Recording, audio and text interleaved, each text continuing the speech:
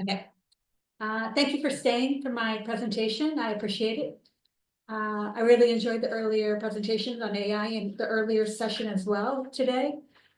And I think there's a little bit of crossover, but you see for yourself.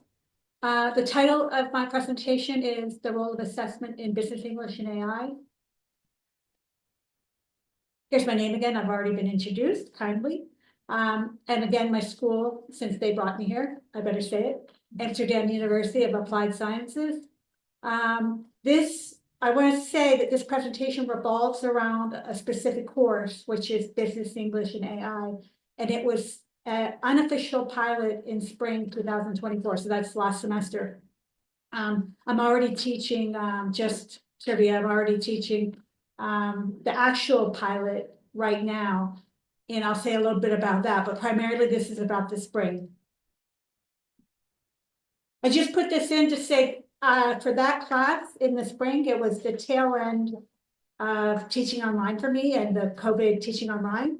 So it's a little different now with the actual pilot in the classroom. I have to say, I'm really happy. So, as I said, this presentation revolves around the course, so I included the course description in bullet point. The idea of the course or the purpose is to improve business English, especially with the situation of international settings. The idea was also, of course, it's called Business English and AI. So of course, the idea is also to use ChatGPT as a thematic focus, but also a writing tool. I use, for this class, Market Leader, which is well known in business English circles. And there are several units or topics which are international, which I focus on as well. Market Leader comes with My English Lab, which is the grammar supplement, and it's software, which is self-study for the students. And this is something Pearson, the publisher, has created, and it actually works quite well. If anyone you want to know, any of you want to know more about it, please ask. But of course, this is the English course, business English in this case. We cover the 4 English skills, or I myself do, with portfolios. The students in the spring had 3 portfolios: reading and writing, speaking and listening, and a business skills portfolio. And I'll talk a little bit about that in a few seconds. The research question I want to put right up front. Now, I started with a research question, and this is related to my moderator's comments about language coach, but let me just read it, please. In the student use of AI as a writing tool or answer generator, is it possible for the teacher to be less plagiarism police and more language coach, or can't these be separated? Now, that is what I started with. But then I moved towards this new clearer research thesis. What is thesis question? What is the approach of assessment when the ownership of a text using AI is unclear? And unclear meaning machine or human, hybrid. So what did I do? Of course, I asked ChatGPT, what do you do when there's student and human efforts in a student assignment? And you can quickly read this. I'm not going to read it word for word, but I will say that the way ChatGPT presents it is a little bit like the model that's circulating in AI, which is the Centaur model, with the human above and something looks like a horse's legs on the bottom. If you've been near the Uffizi, then you've seen one of the statues which has the centaur, which I saw yesterday. And what the idea of the human on top is the human is creativity, adaptability, and emotional intelligence. And the machine and the bottom part related to the horse legs would be consistency, speed, and precision. There's only one other thing I want to point out about this metaphor. At the end of this excerpt, ChatGPT says a combination of human and machine efforts can lead to the most effective and efficient results. So this is going totally for the collaboration idea in the collaboration model. The question is, how do you assess it? And that's what I was wondering about. But that's the question that came to me as I had to assess.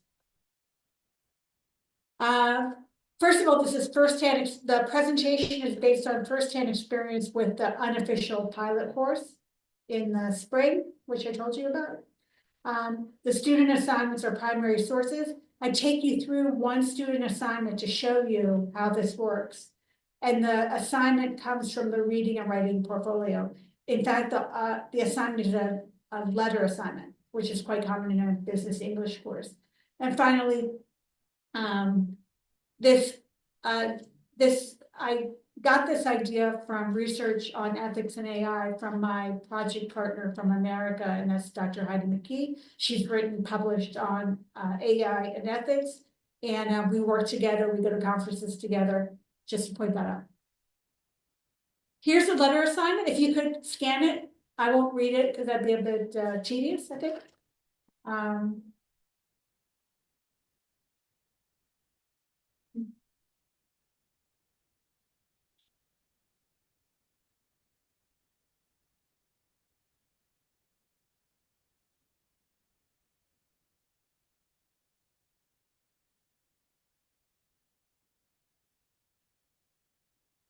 Is that good? Okay. So I want to point out that this is, you can see this is a detailed assignment for writing a letter in business English. Keep in mind, we're talking about business English. So it's a business context. And then the second part was, what do you do with ChatGPT as a writing tool? And again, if you could skim through this, I want to specifically point out the prompt, because part of the challenge of teaching this assignment is that the students use the prompt.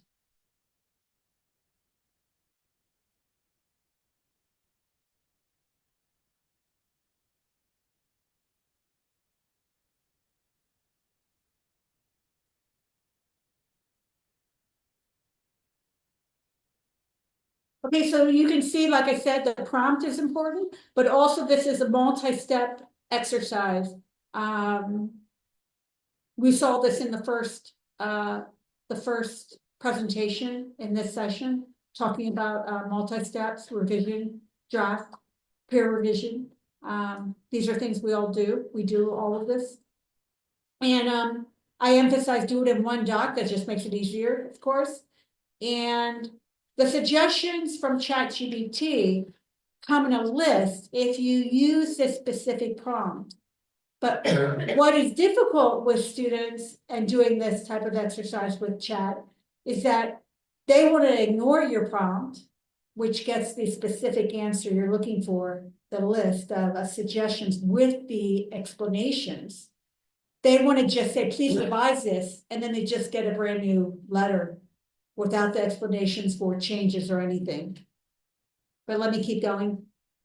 Are these simple instructions? Because later I examine, what could have gone wrong. I asked for an original letter, a letter in their own words, in other words, using a specific prompt to get a list of suggestions from chat, and then a revision highlighting chat with less than 30% of the total letter. I'm going to show you an excerpt from a student who followed the instructions. Here's an excerpt.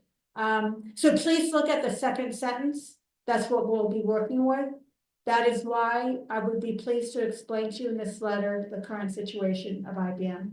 If you scan over the rest, you'll see she or he responded to the contents of the assignment, which was a good start, of course.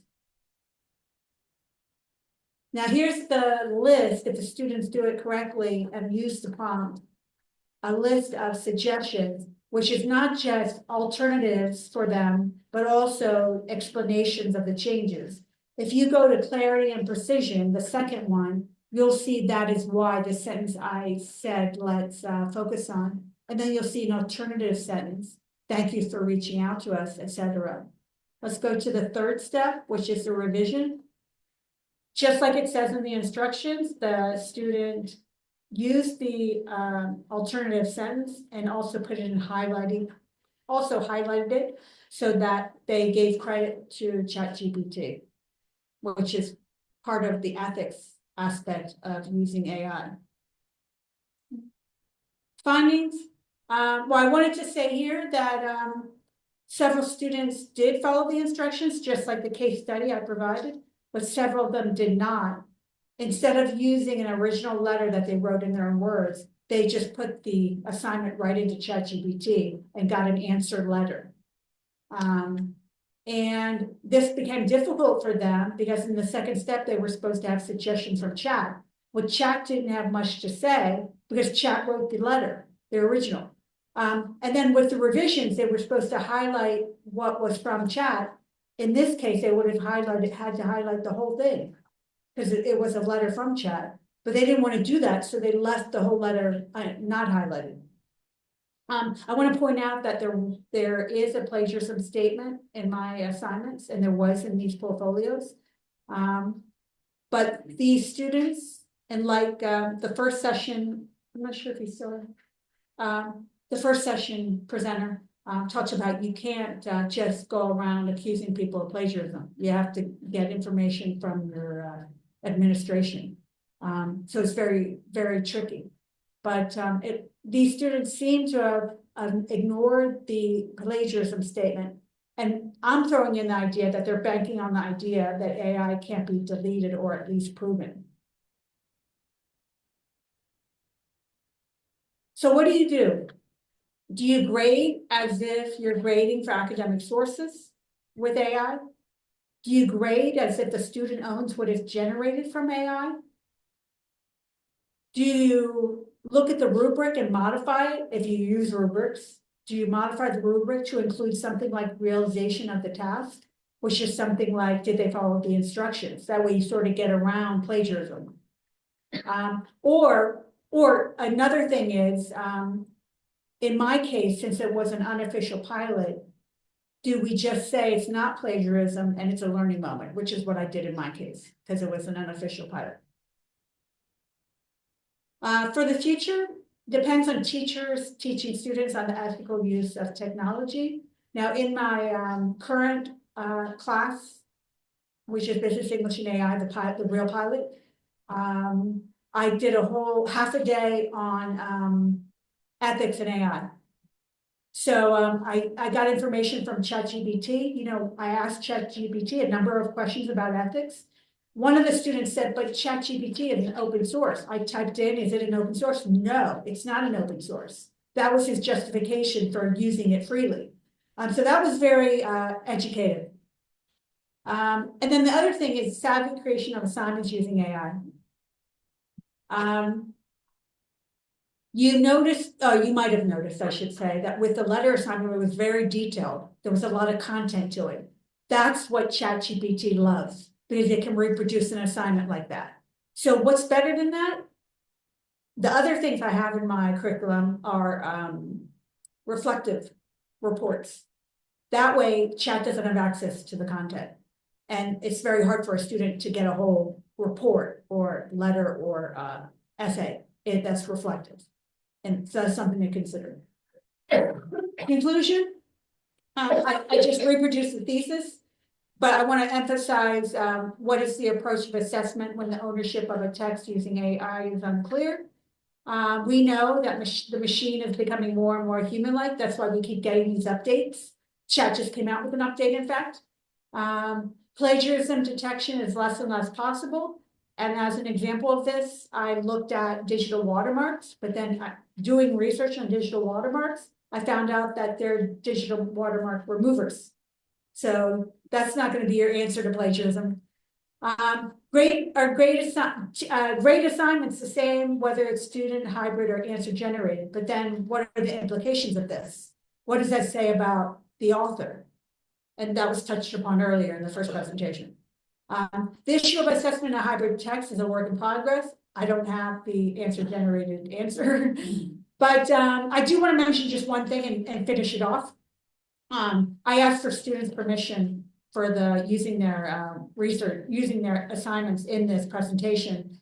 And it seemed like, I can't say for sure, but it seemed like the students who followed the instructions gave permission, and the students who were unethical didn't give permission. So I just thought I'd end that. Thank you very much.